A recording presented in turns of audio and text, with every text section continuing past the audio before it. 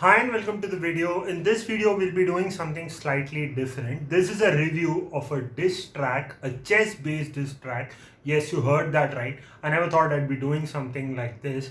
So this is a chess-based diss track called Endgame. This is directed towards Sagar Shah, who's the founder of ChessBase India, and it's by Samay Raina, who's a comedian turned chess streamer now.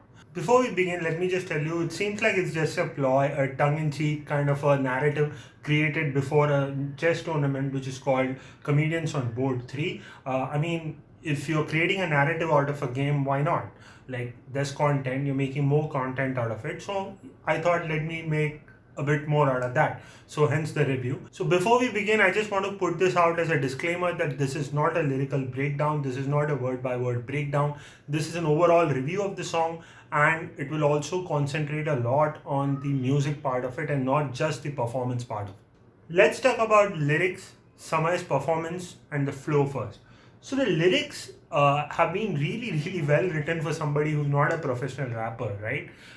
It's not an attempt to just showcase that, oh, see, I can do this in rap, or see, I can do that. It is very concise. He brings together a lot of different topics.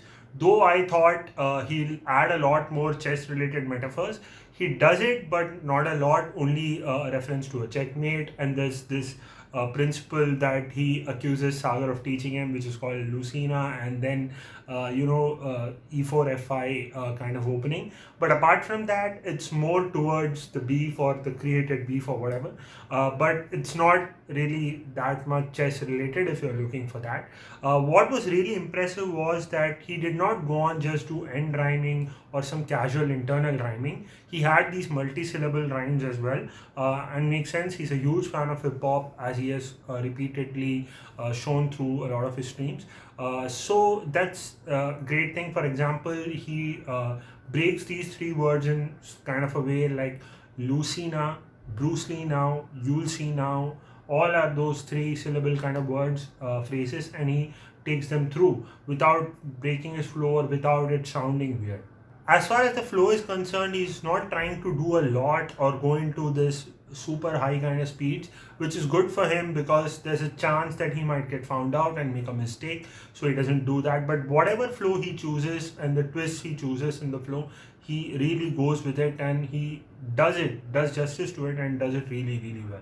The best part about his whole performance for me, though, was the fact that he chose to switch up his flow every time the arrangement changed. So he kind of went with the arrangement, the given beat, obviously, which was pre-produced, but he wrote the track in such a way that it fit really well and gelled really well with the track. So if a melody changes, his flow also changes. If an element like a drum element or something drops, his flow also changes in that part. If you have a close listen, you'll find that he kind of tailor made this entire rap for that particular beat instead of just throwing thoughts and words on top of it, which is a great thing for a person who's not really a rapper.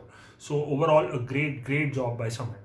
Let's talk about the beat and production here. One thing I really loved about this beat is that even though it has those 30-second note trap kind of rolls, hi-hat rolls, they are not very loud. They are not the prime thing in the beat. They are very low. So it adds that bounce that is required, but it doesn't overpower the beat. The sound selection is pretty okay. It's not extraordinary, but it does the job, and all the kicks and snares are pretty cut out, EQ'd to sound a particular way, and they absolutely do their job. The melody that goes in the verse first and the second verse is really different in both the verses, and Samay also uses them to his advantage, and the melodies have been played or programmed really well. One thing I really liked about this entire idea is they decided not to go with a hook, so that's a great job. Another part about this whole arrangement that I really loved is the use of background vocals. So पहले तो समय के vocal को double करके, eco करके, delay करके थोड़े parts बना लिए बैकग्राउंड वोकल्स के that you can hear, and they are panned. So कभी ये कान में सुनाई देता है, कभी ये कान में सुनाई देता है. Apart from that there are the small vocal shouts जहाँ पे somebody saying chal or hut or something like that. So it kind of glues the whole song because this is what we call ear candy. So सिर्फ beat और उसके ऊपर कुछ words नहीं लगते. It gives it a wholesome song kind of a feel. Overall, the mix and master of the song is also very, very well done, and the sound is pretty clear and loud at places. And the way it is supposed to be gives it a very professional and a wholesome kind of a feel. So that's it for the review. If you liked it and you have watched it till the very end, thanks a lot. Please leave a like. And if you want to check out other stuff on my channel, you're more than welcome. And if you like any of those, please, please, please consider subscribing.